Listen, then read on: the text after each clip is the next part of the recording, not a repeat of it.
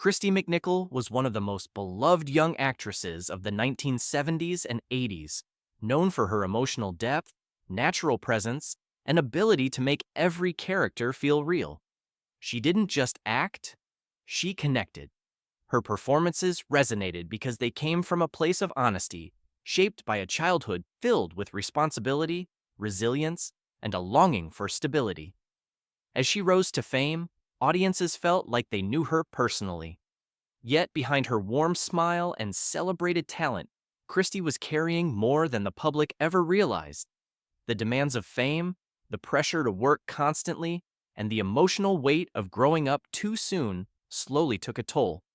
Eventually, she made a difficult but powerful choice to step away from Hollywood to protect her well-being. Her story is not one of disappearance, but of courage, boundaries, and rediscovery. Early acting work and the first signs of emotional depth. By age 10, Christy was already appearing in commercials and small television roles. She had an ability to convey feelings through expressions and silence, something rare in young actors. Casting directors saw that she wasn't simply reciting lines, she was genuinely absorbing the emotional world of each character. Her brother Jimmy also acted, but Christie's performances carried a noticeable sensitivity that set her apart. Her guest roles on shows like Apple's Way and Starsky and Hutch prepared her for something bigger. She didn't seek attention or glamour, she simply loved the craft. Yet even during this period, the responsibility of helping support her family weighed heavily. Her mother managed her career, and Christy felt the pressure to be reliable, professional, and steady even before entering her teenage years. The seeds of emotional maturity that made her such a compelling actress were being formed by necessity, not by choice. Breakthrough as Buddy Lawrence on Family. In 1976, Christy was cast as Letitia Buddy Lawrence on the acclaimed ABC drama Family. She was only 13, yet her performance became the heart of the show. Buddy was relatable, sensitive, curious, and often unsure of herself. Christy played her with honesty, drawing from real emotions rather than performance techniques. The role earned her significant critical praise, along with 2 Emmy Awards before she turned 18.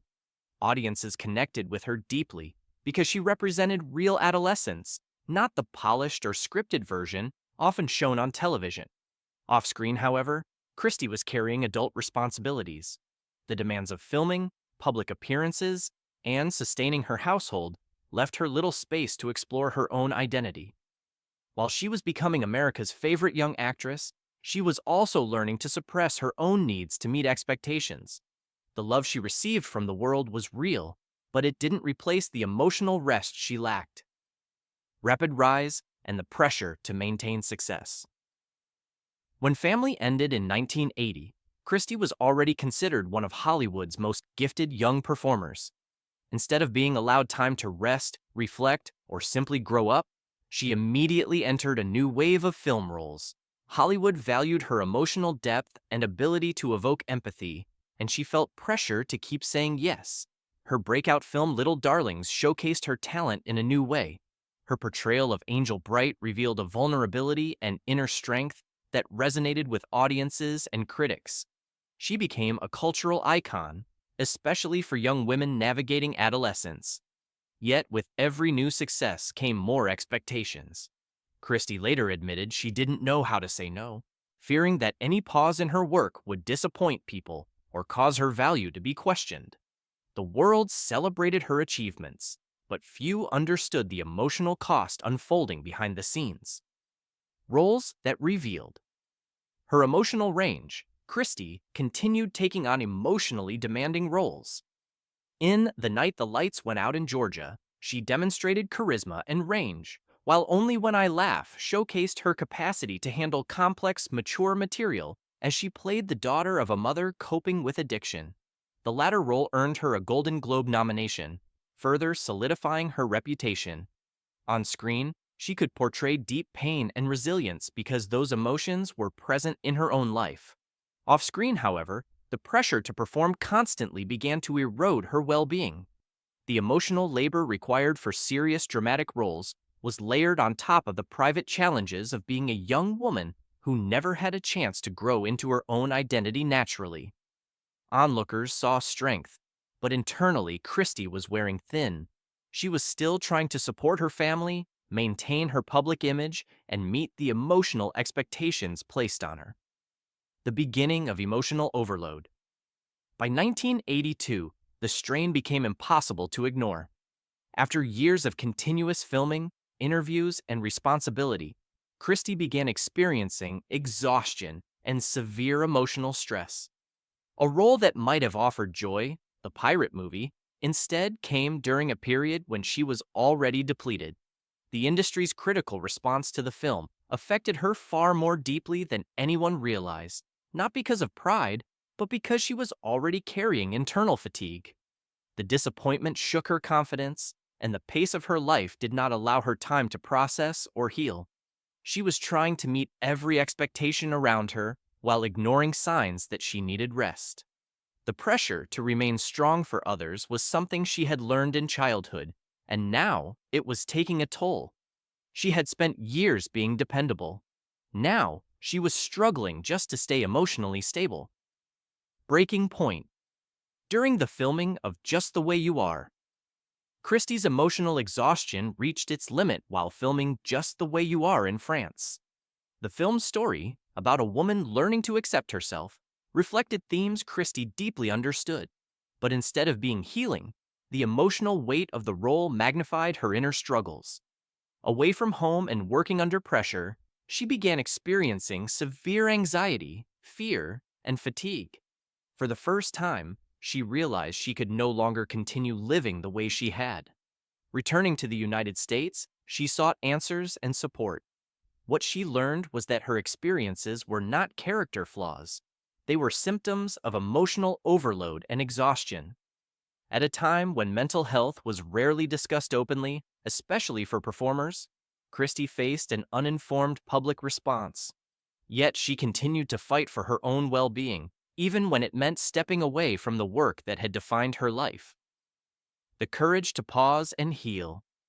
After filming, Christie took time away from the industry to recover. Interpretations of her absence varied, but the real story was one of courage. She was prioritizing her health in a world that rarely allowed public figures to be human. Christie worked with doctors who helped identify the emotional conditions she was facing and began developing tools for stability and inner strength. Her family, especially her brother Jimmy, played a key role in helping her reconnect to life outside performance. During this period, Christie learned how to care for herself emotionally for the first time. It was not an easy journey, but it was a necessary one. The pause in her career wasn't a disappearance, it was a reclaiming of self. Christie made a choice many people never feel empowered to make. She chose her well-being over what Hollywood demanded. A return to acting on her own terms. By the late 1980s, Christie re-emerged on television, most notably on the comedy drama Empty Nest, where she played Barbara Weston. This role allowed her to perform in a supportive, more balanced environment. She was older, wiser, and more grounded. Her work on the series offered stability, routine, and a sense of community, elements she had rarely experienced earlier in her career. For several years, Christie delivered thoughtful, warm performances that reminded audiences of her rare gift. However, something had changed within her. She no longer defined her identity through work alone. When she eventually chose to step away from acting entirely in 1998, she did so with clarity and peace. This time, her departure was not a reaction to stress, but a deliberate life decision. She walked away not because she had lost something, but because she had finally reclaimed herself. Life beyond the spotlight. After leaving acting, Christie built a life centered not around performance, but around connection, stability, and purpose. She began teaching acting to young people, helping them express themselves without sacrificing their well-being, something she wished she had been guided in during her own youth. She also prioritized privacy, friendships, and emotional grounding. Over time, she shared that she had been living with bipolar disorder, and her decision to step out of the public eye was part of managing her health thoughtfully. Her openness helped others feel understood and less alone. Christie's life became a testament to the idea that leaving fame is not failure. It is a powerful act of self-care. She continues to live quietly, surrounded by people and activities that nourish her spirit. Her story is not about disappearance, it is about choosing life. Fame and its hidden burden. Though Christie's face was everywhere, magazine covers, talk shows, and red carpets, few understood the toll that fame was taking on her. She was expected to be cheerful and flawless, even as the intense schedule and scrutiny left her emotionally exhausted. Hollywood demanded perfection, but Christie longed for simplicity. The entertainment world often rewards image more than authenticity, and Christie's sincerity sometimes clashed with the polished expectations placed on her. Beneath the smile, she was growing increasingly anxious and uncertain about who she was outside the spotlight. Friends recalled that even during her most successful years, she seemed quietly overwhelmed. Fame, which should have been her dream, became a silent battle between public adoration and private fatigue. Cracks. Beneath the surface. By the early 1980s, Christie was one of the most sought-after young actresses in the industry, starring in hits like Little Darlings. Yet behind the scenes, her emotional health was deteriorating. The pressure to stay relevant, the long filming hours, and the loneliness of fame created a perfect storm. She began to withdraw from friends and struggled with the emotional highs and lows that would later be recognized as signs of bipolar disorder. Hollywood, however, wasn't a forgiving place for vulnerability. Christie's breakdowns were often misunderstood or dismissed as moodiness. She was fighting to keep her public image intact while privately falling apart. What she needed was compassion and rest, but what she got instead was more attention and expectation. The support of Jimmy McNichol. During these dark years, the one constant in Christie's life was her brother, Jimmy McNichol. They had begun their careers side by side, and when her world began to collapse, he stayed close. Jimmy took care of her when she couldn't take care of herself, cooking, cleaning, and keeping her company during her most difficult days. He once said, "She wasn't just my sister, she was my kid, my best friend." For Christie, his presence was a lifeline. For years, she had been the one performing, giving, and carrying the emotional weight of others. Now, for the first time, someone was there for her. That simple act of family love and loyalty helped Christie survive when everything else was falling apart. The return to television. In 1988, Christie made an unexpected comeback with NBC's Empty Nest, a spin-off of The Golden Girls.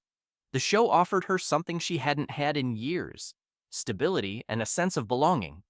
Playing Barbara Weston, a compassionate police officer, she rediscovered the joy of performing in a supportive environment. The atmosphere was lighter than family, and the laughter helped ease some of her inner struggles. Audiences were thrilled to see her again, and the show became a hit.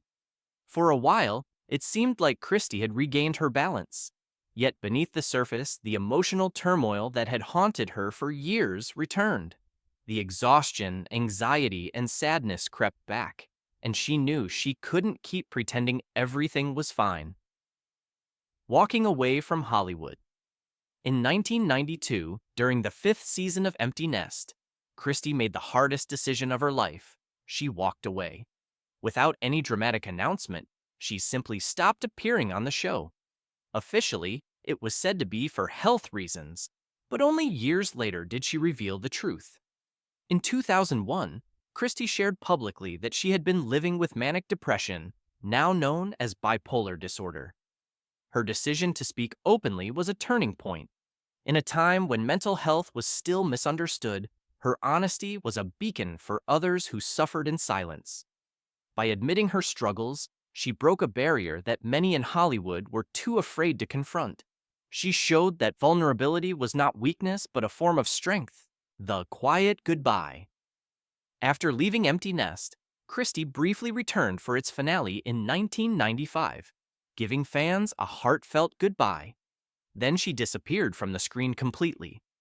Aside from lending her voice to animated projects like Extreme Ghostbusters and Invasion America, she chose to live away from fame. Reporters often asked if she'd ever return, and her gentle answer, "Never say never," carried a finality that fans understood.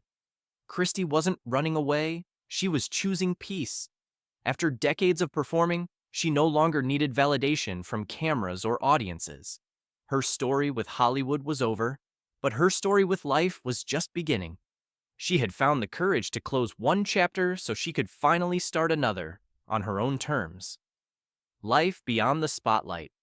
Stepping away from Hollywood gave Christy something she had been searching for most of her life: peace. For years, her days had been measured by filming schedules, red carpets, publicity tours, and public expectations. When she made the decision to leave that world, the silence that followed was not loneliness. It was relief.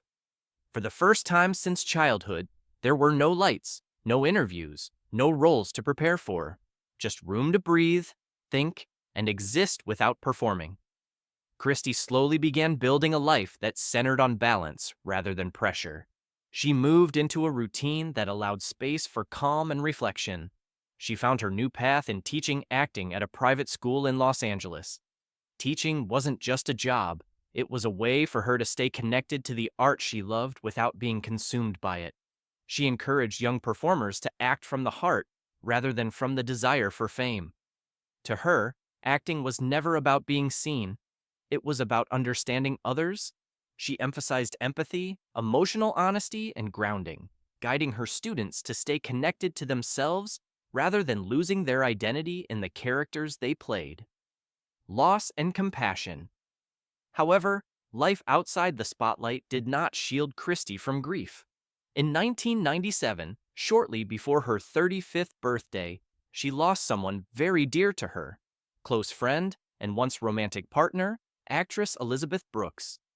Elizabeth's passing from cancer was a profound emotional blow. The loss touched Christy deeply, reopening old emotional wounds and reminding her how fragile life can be. Yet even in her grief, Christy found a way to turn pain into something meaningful. Elizabeth's passing strengthened Christy's compassion. She became more vocal in supporting cancer research and mental health awareness. She did not speak about these causes for publicity or recognition. Christy had long since stepped away from the desire to be seen. Instead, she spoke quietly, sincerely, and only when she believed her words could help someone who was suffering. She understood emotional pain not as something to hide from, but as something that could be transformed into empathy and strength. This period marked a new kind of maturity for Christy. She was no longer shaped by Hollywood expectations or public identity. She grew into someone who valued connection, healing, and understanding. Her life became less about being remembered and more about living sincerely.